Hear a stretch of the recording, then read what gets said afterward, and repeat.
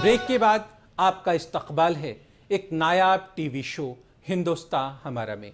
Break पर जाने से पहले हम पेश कर रहे थे मेरी आवाज़ सुनो और आपको रूबरू करा रहे थे हर मतला गांव की कहानी से और सैनिटेशन के लिए गांव वालों की जद्दोजहद से।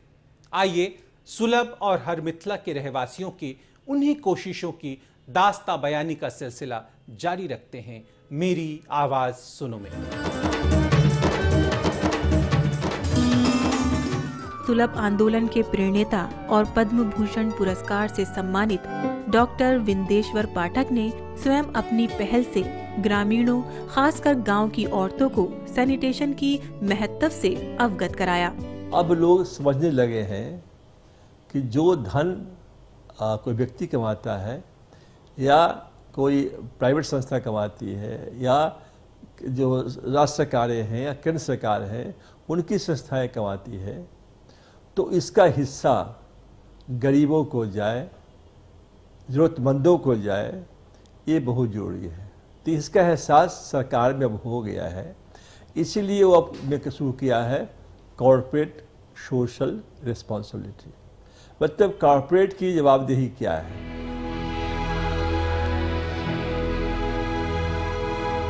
उचित जानकारी के अभाव में गांव वालों, खासकर गांव की बच्चियों, महिलाओं को इस बात का जरा भी इल्म नहीं था कि देर तक शौच को रोके रखने से पेट दर्द, सिर दर्द, बदहजमी जैसी परेशानियां हो सकती हैं। सुलभ प्रतिनिधियों ने अपने जागरूकता अभियान के तहत गांव के लोगों को इन जल जनित बीमारियों से अवगत कराया। इन बीमारियों से निपटने के लिए आवश्यक जानकारियां प्रदान की। शौचालय बनाने के लिए जन जागरूकता अभियान चलाए। पहले तो कम लोग ही सामने आए जो शौचालय बनवाने के लिए राजी हुए। गांव के सरपंच ने भी इस अभियान में बढ़ चढ़कर हिस्सा लिया और गांव को सुलभ शौचालय की उपयोगिता समझाने में कामयाब भी हुए। एक महिला ने तो लोगों के कपड़े सिलकर उससे प्राप्त पैसों से अपने घर में सुलभ शौचालय का निर्माण करवाया। और धीरे धीरे एक वक्त ऐसा भी आया कि जब इस गांव के हर घर में सुलभ शौचालय की मांग उठने लगी। पति से बोलती थी मैं भाई लेटरिन बनवा, वो नहीं कलेश करता था, मेरे पास पैसा नहीं है। तब मैंने सिलाई करी थी, जब वो पर्ची कटवाई थी, जब ये बना थी। गरीब परिवारों के लिए शौचालय बनवाना एक सपने जैसा था, क्योंकि एक शौचालय के निर्माण की लागत लगभग 15,000 आती है। लेकिन रेलटेल कॉरपोरेशन ने 12,000 रुपए प्रति शौचालय के हिसाब से वित्तीय मदद दी।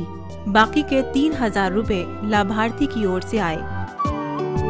ऐसे भी कई परिवार थे जिनके लिए 3,000 की एक मुश्त रकम भी बड़ी थी, लेकिन उन्होंने मेहनत मजदूरी करके 3,000 रुपए इकट्ठे किए और अपने घर में सुलभ शौचालय का निर्माण करवाया।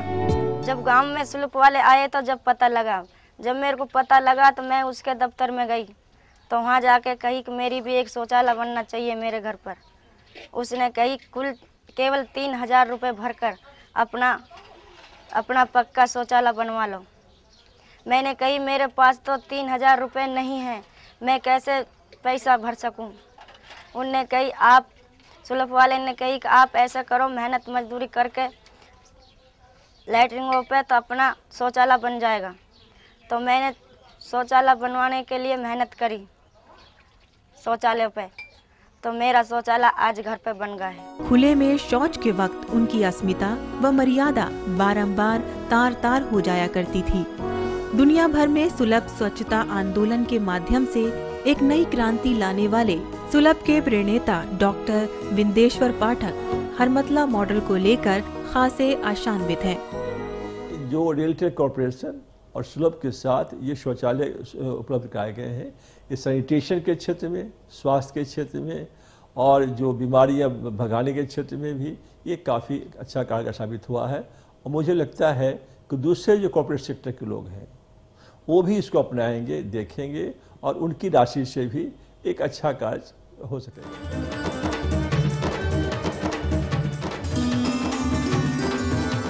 मेरी आवाज़ सुनो की पेशकश के बाद अब वक्त हो चला है एक छोटे से ब्रेक का। पर आप कहीं जाइएगा नहीं, क्योंकि ब्रेक से वापस लौटने के तुरंत बाद हम पेश करेंगे किरदार और आपको रूबरू कराएंगे फिल्म जिंदगी ना मिलेगी दोबारा के इमरान के किरदार से। आप वक्त की धड़कनों को यूं ही संभाल कर रखिएगा, हम लौट कर आते हैं पल दो पल में। जिंदगी ना मिलेगी दोबारा बहुत समय के बाद इस फिल्म के जरिए उर्दू शायरी एक बार दोबारा बड़े पर्दे पर सुनाई दी, नजर आई।